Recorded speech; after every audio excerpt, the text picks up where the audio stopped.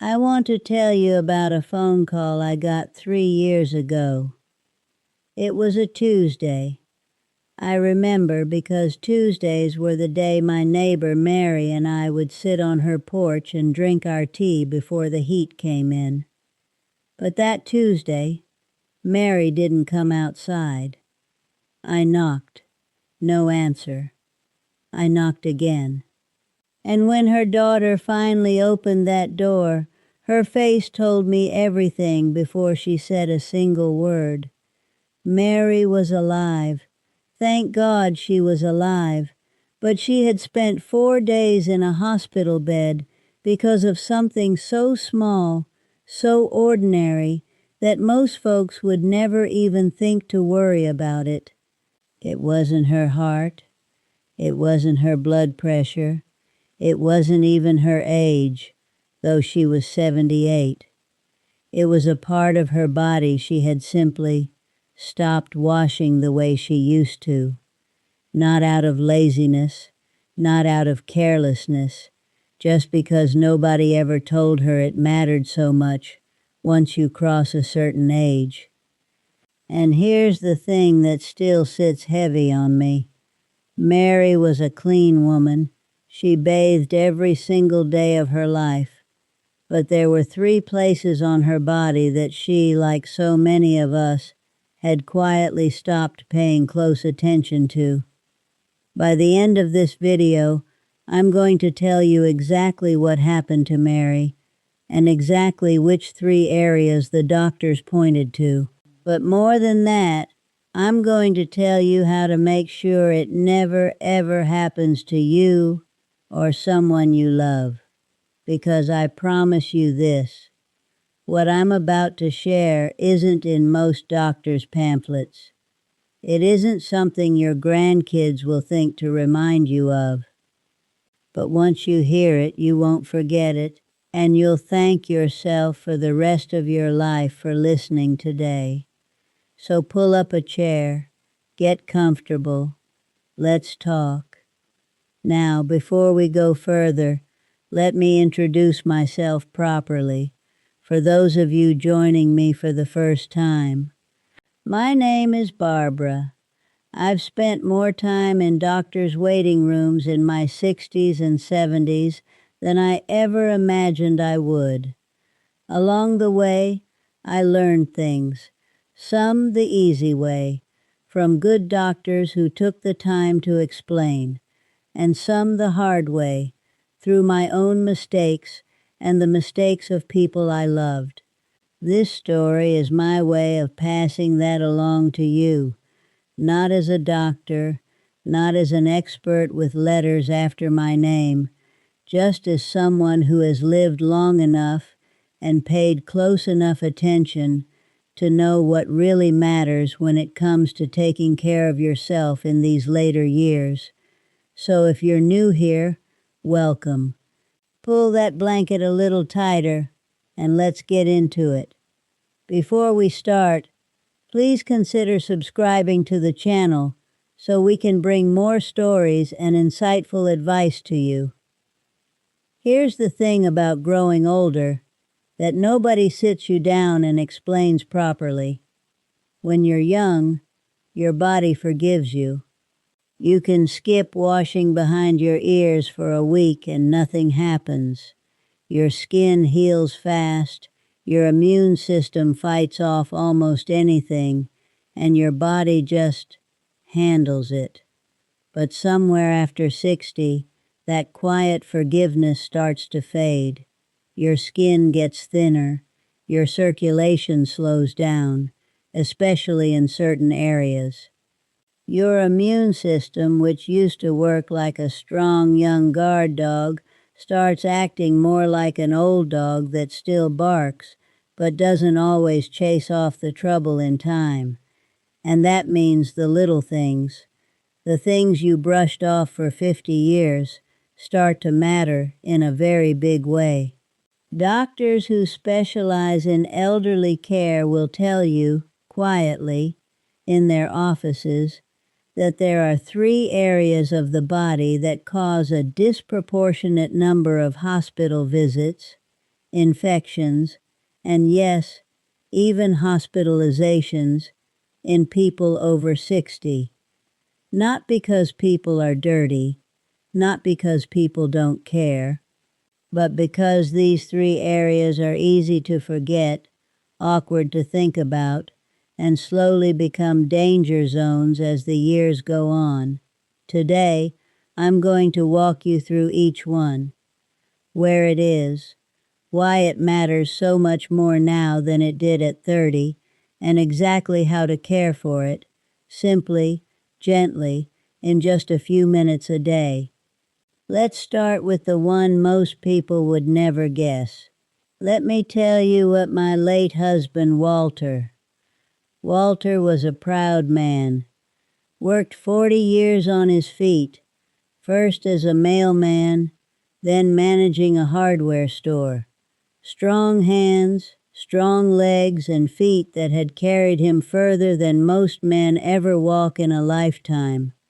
But Walter had diabetes in his last years, and one winter he mentioned his foot felt a little numb, just a little. Nothing to worry about, he said. He was a man who didn't like to fuss. By the time we got him to the doctor, there was a sore on the bottom of his foot he hadn't even felt forming. He hadn't seen it because, well, how many of us really look at the bottoms of our feet every single day?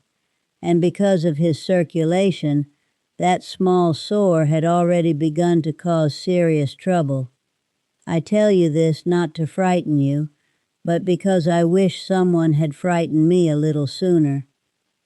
Because what happened to Walter happens to thousands of people every single year, and most of it could be prevented with something as simple as a few minutes of attention each evening. Here's why the feet become such a serious concern after 60. Your feet are about as far from your heart as any part of your body can get. And your heart is the pump that sends fresh, oxygen-rich blood everywhere it needs to go. As we age, especially if there's any diabetes, high blood pressure, or simple hardening of the arteries involved, circulation to the feet slows down. It's like a garden hose losing water pressure the further you get from the spigot.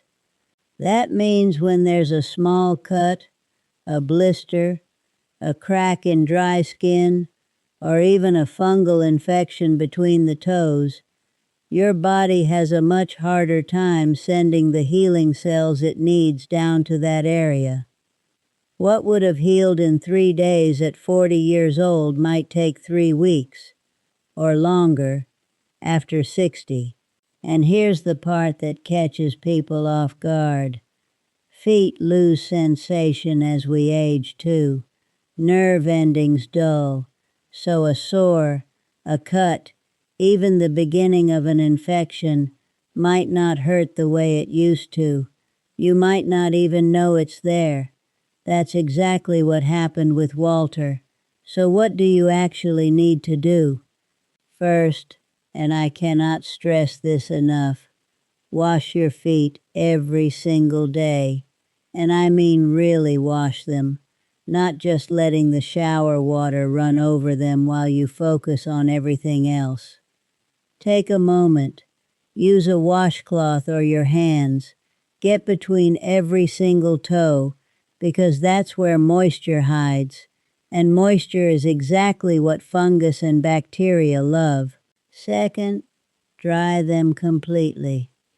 This is the step almost everybody skips. A damp foot tucked into a sock or a shoe is like a warm little greenhouse for infection. Take a towel and dry between each toe individually. It takes 10 extra seconds and it makes all the difference in the world. Third, and this one surprises people, actually look at your feet every day. Sit down if you need to use a hand mirror and check the bottoms, the sides, between the toes, and around the heels. You're looking for anything red, anything swollen, any cracks in the skin, any color that looks off. If you catch something small, you can treat it before it ever becomes something big. Fourth, moisturize, but not between the toes.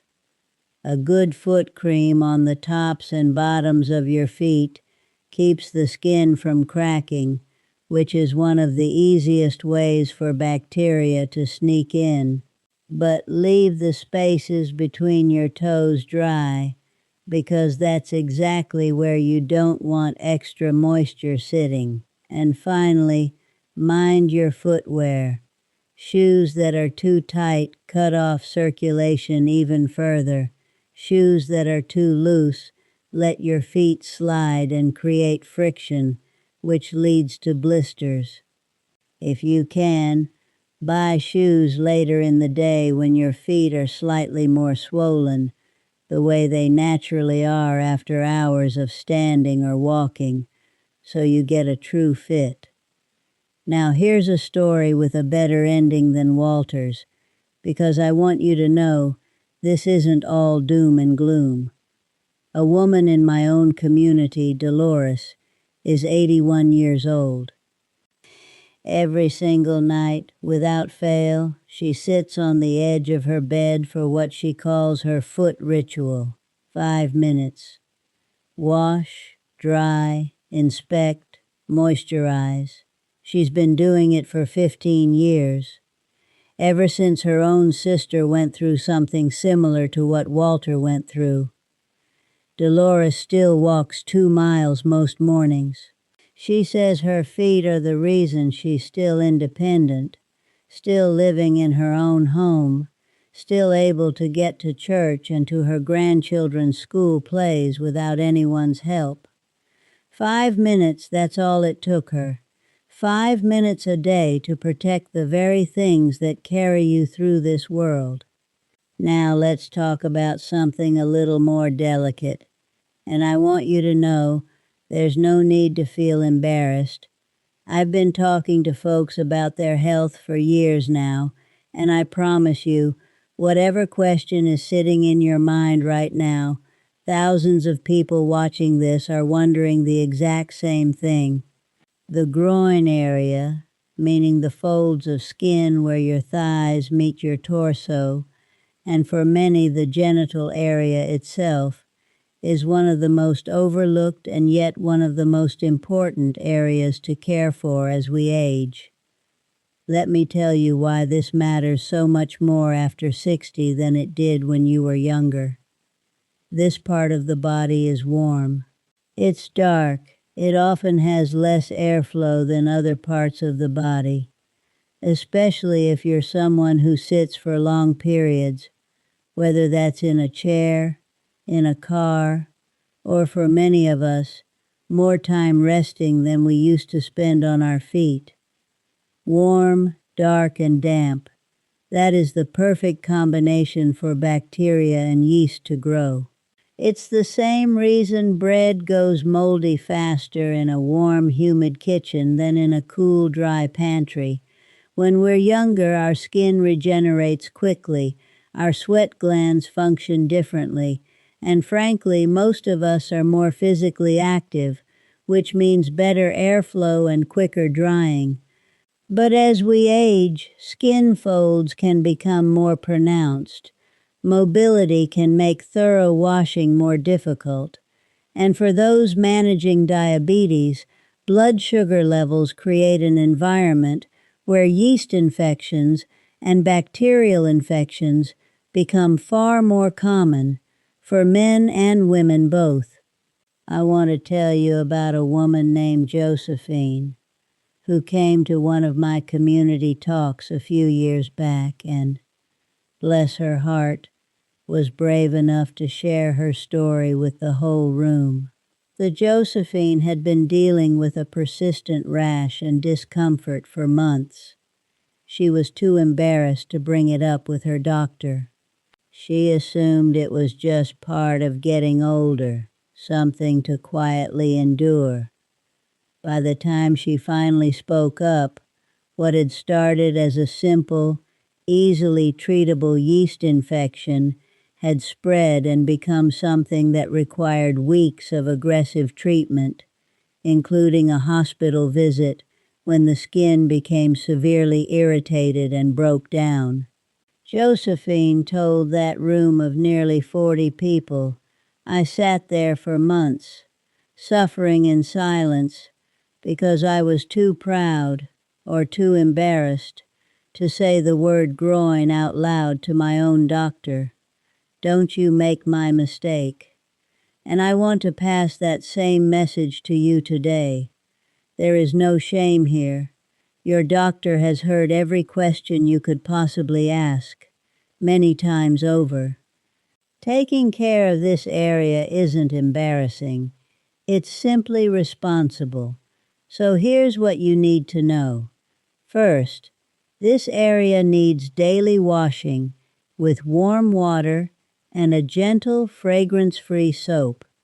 I emphasize fragrance-free because heavily perfumed soaps can irritate already sensitive skin, especially skin that's thinner and drier than it was in your younger years. Gently cleanse all the folds, and for men, this includes fully washing under the foreskin if uncircumcised, and for women, washing the outer folds thoroughly. Never anything invasive, just gentle external cleansing. Second, and this is the step people miss constantly, dry thoroughly afterward. Pat, don't rub, because rubbing can irritate delicate skin. If you have skin folds that tend to stay damp, some people find it helpful to use a hairdryer on the coolest, lowest setting held a foot or so away, just to make sure everything is completely dry before getting dressed. Moisture trapped in these folds throughout the day is one of the single biggest contributors to skin breakdown, rashes, and infection in this age group. Third, choose breathable underwear. Cotton, not synthetic materials, allows air to circulate and moisture to escape rather than becoming trapped against the skin all day.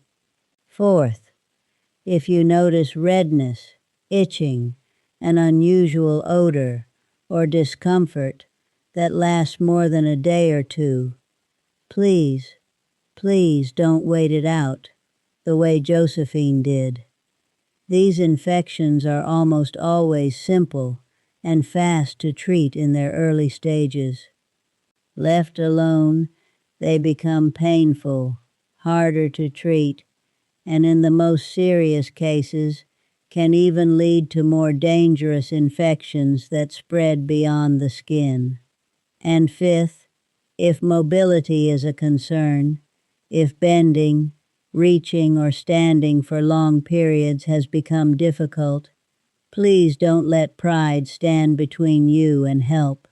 A long-handled sponge, a shower chair, or in some cases, a trusted family member or aide assisting with this part of your daily hygiene is not a loss of dignity. It is an act of wisdom. I promise you, the loss of dignity comes from illness and hospital stays, not from asking for a little help in the shower. I think of this area almost like the root system of a plant. You don't see it. Nobody compliments you on it the way they might compliment your smile or your hair. But if the roots aren't cared for, everything above ground eventually suffers too. Taking care of what's hidden protects everything you show to the world. Now this last one surprises almost everybody I talk to, and I want you to think back honestly to the last time you truly cleaned your belly button. Not just let soapy water pass over it in the shower. I mean actually cleaned inside it. If you're struggling to remember, you're not alone.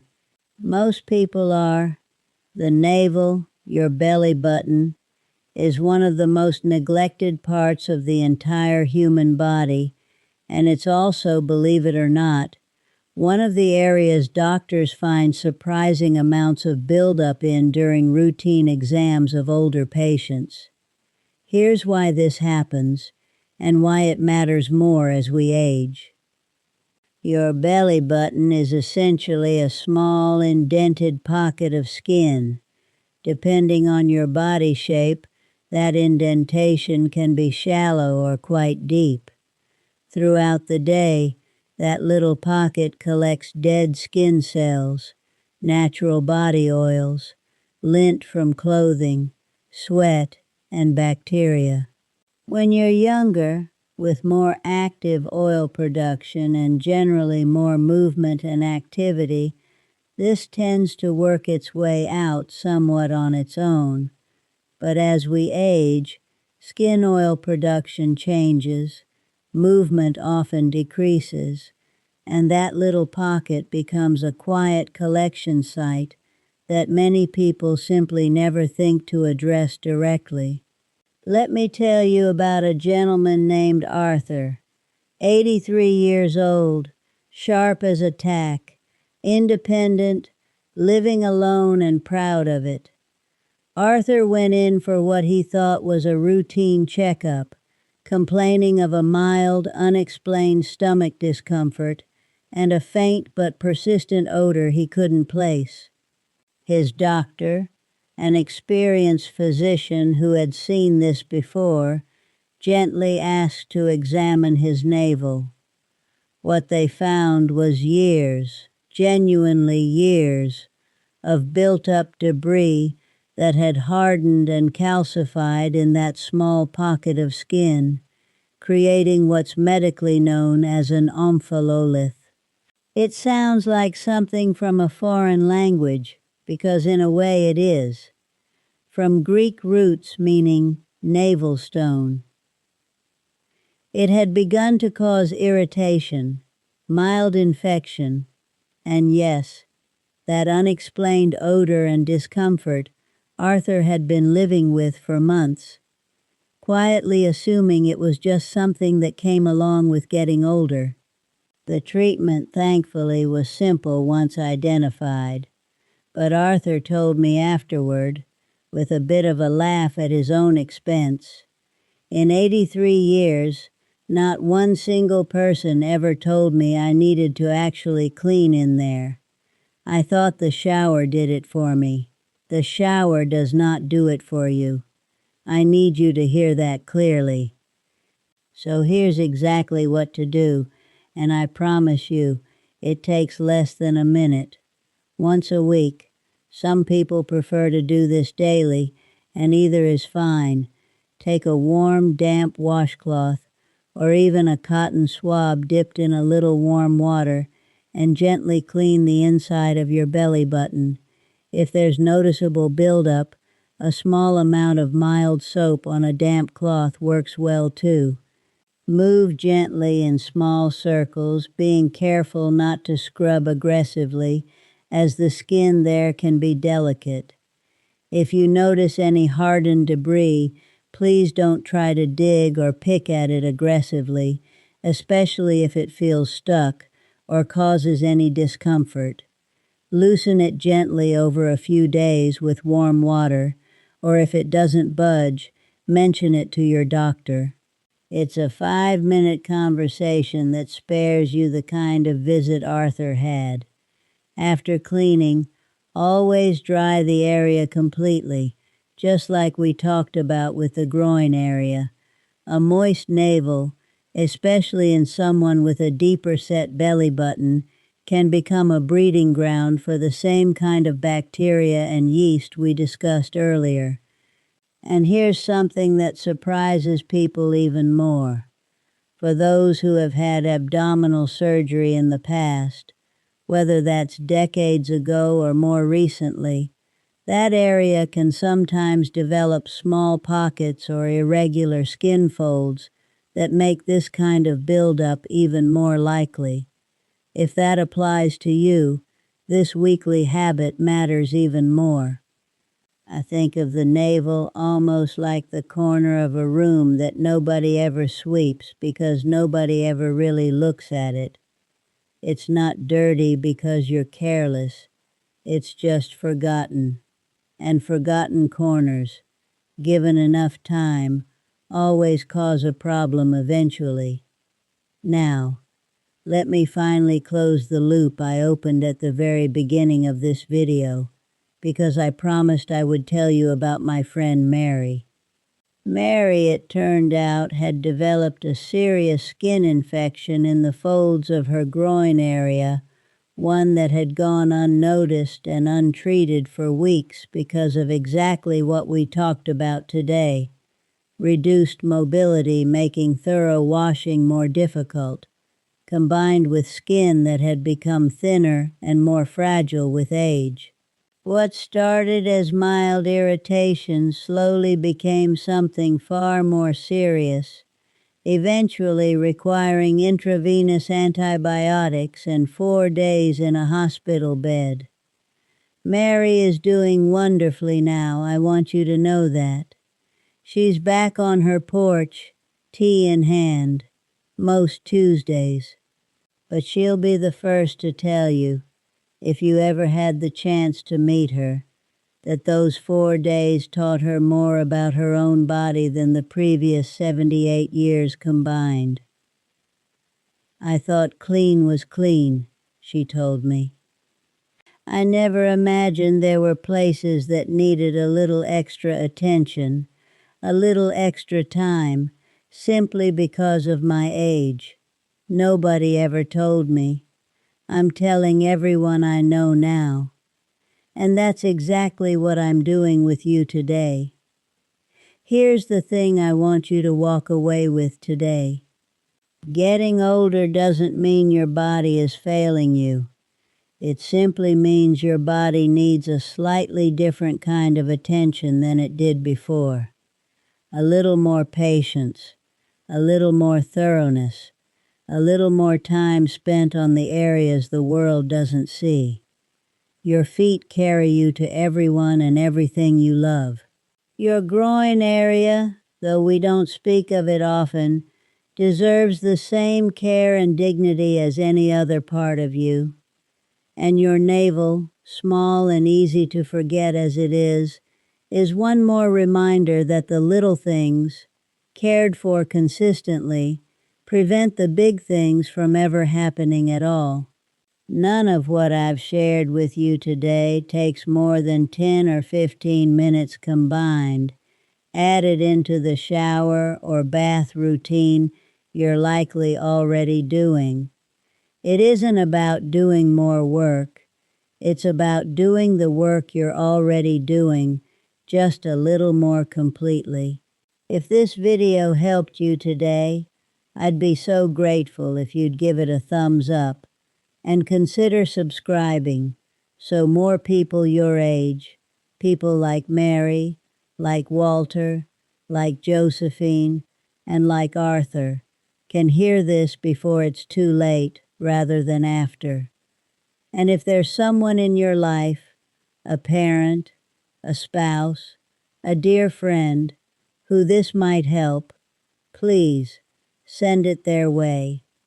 Sometimes the people we love most are the last ones to hear the things that could truly protect them, simply because these conversations feel a little too delicate to bring up ourselves.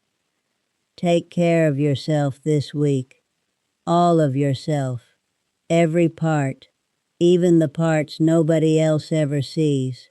I'll see you in the next one.